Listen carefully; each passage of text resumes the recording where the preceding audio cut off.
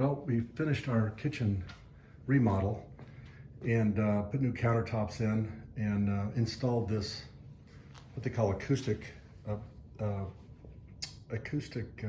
paneling, which comes in various wood colors.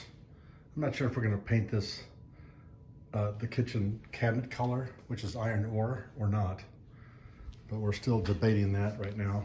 But this tile, this is a video really about the tile in the backsplash.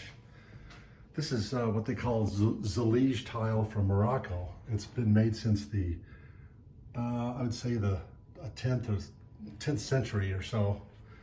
And it's made out of clay and it's imported directly from Morocco. So yes, it's expensive, probably $20 to $23 a square foot. But you can see the irregularity of the tile, which kind of adds to its charm. I think it goes well with the kitchen. A more modern kitchen kind of brings old world with more modern. But this is called, the tile is called a sea salt from Cle, C-L-E, and the grout is brilliant white grout, and it's unsanded, so the grout is a smoother look. I don't know if you can see, but it's this little smoother tile. I mean, smoother grout look versus sanded.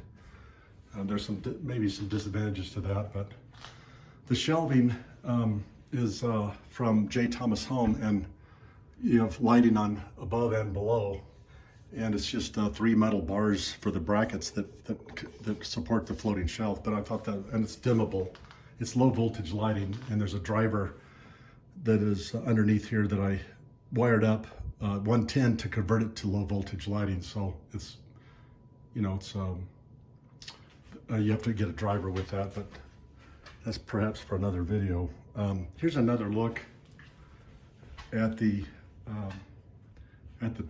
clay tile and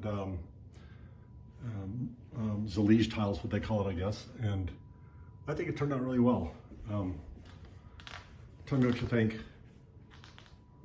And if you have any questions, let me know.